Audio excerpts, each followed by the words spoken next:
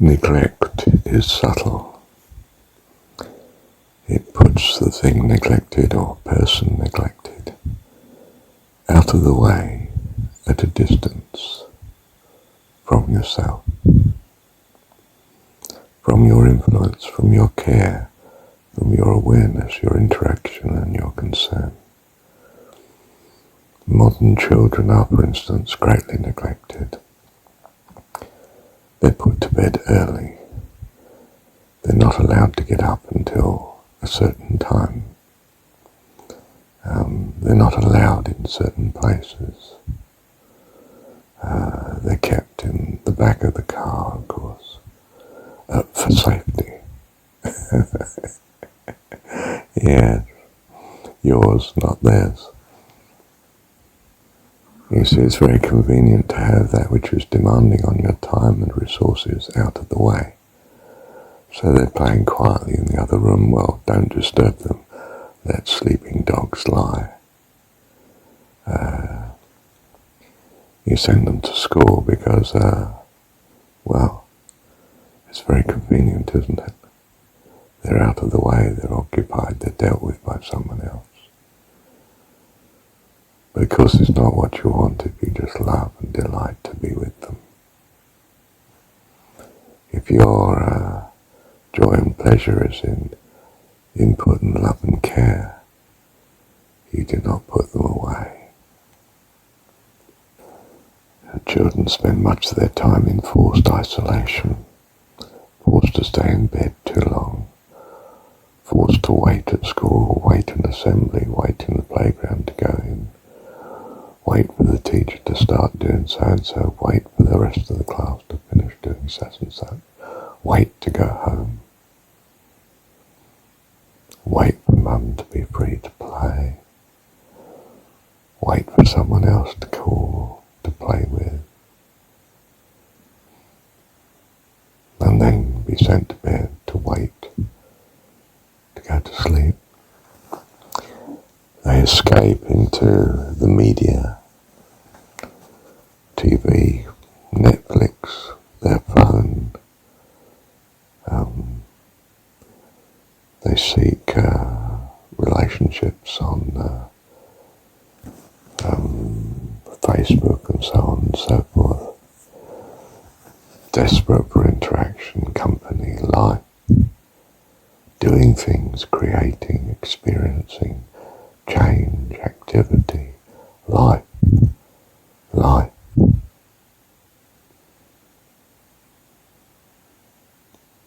Pressure of the neglect is enormous.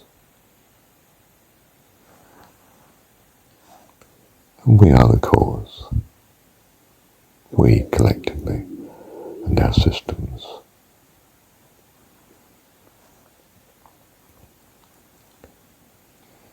Much of the so-called good activities and things we send them to are really a disguised way of neglecting them.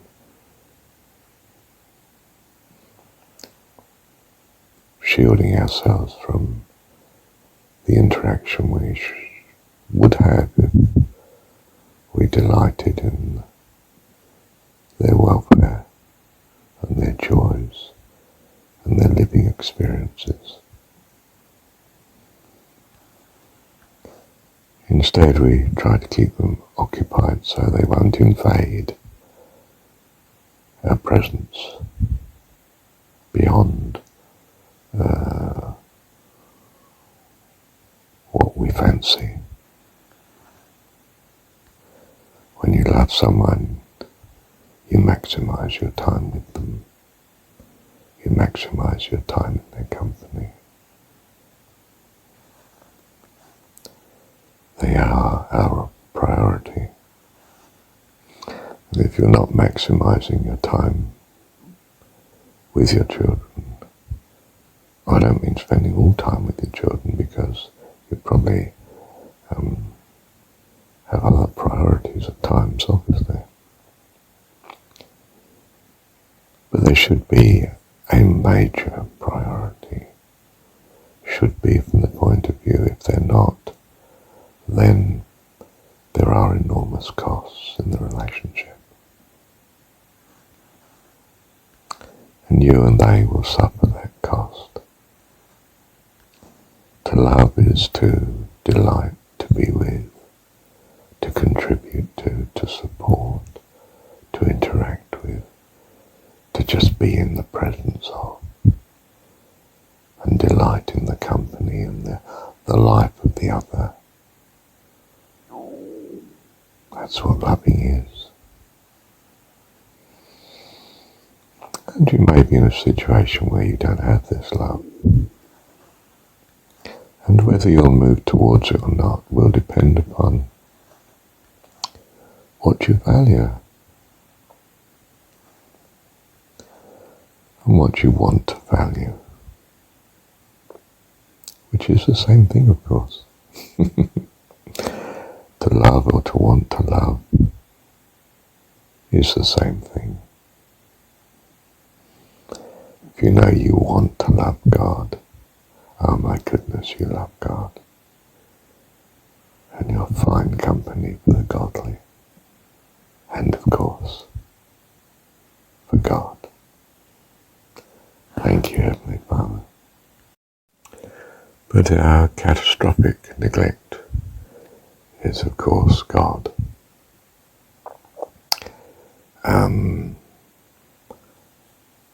And by that I mean, if we ignore the foundation on which all is built, then we start to get detached from it, and very shaky, and it's a disaster in the waiting, isn't it?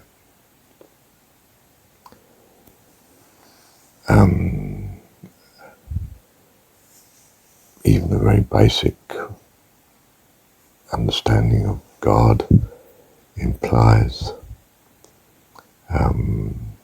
doing things right, having things right, having right priorities, and so forth.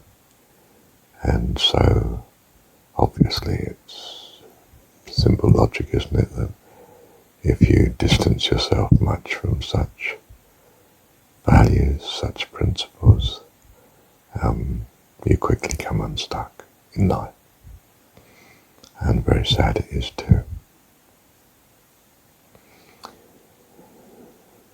So, now Paul says, pray without ceasing, whatsoever's lovely, think on these things, and, love the Lord your God, Jesus said, all your heart, soul, mind and strength, which is pretty all-encompassing, isn't it? Doesn't leave too much out for other things you might have thought, except that, of course, the very idea of God embraces all of creation.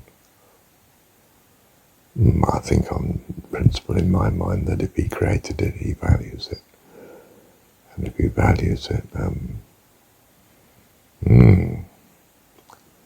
well, you can't love someone and not value what they value, can you?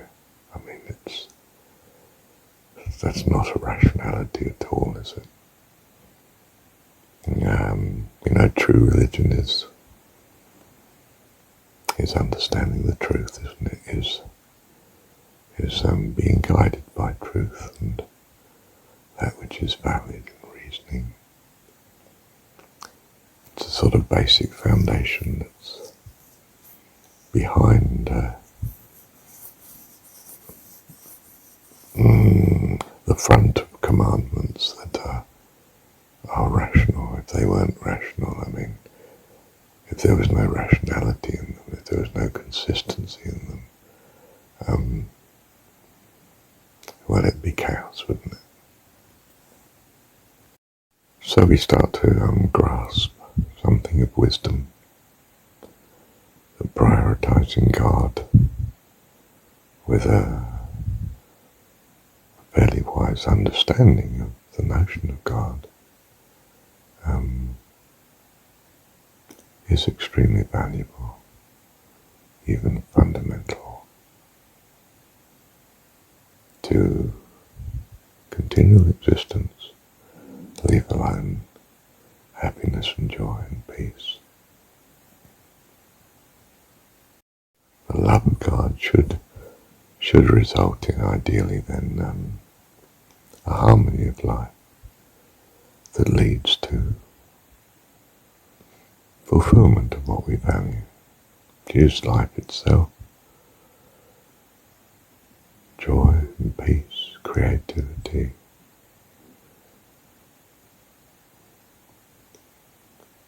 delight in the fullness of the creation,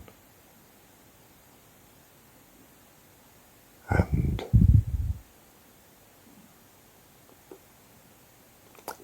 moving towards that concept of heaven, perfection that's beyond our present vision and grasp, perhaps.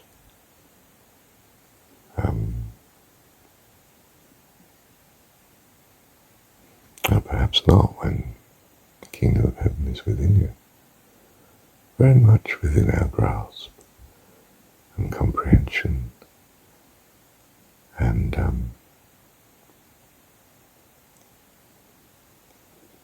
access, very much within our ability to access. It's within us. We are one with it. Thank you, Heavenly Father.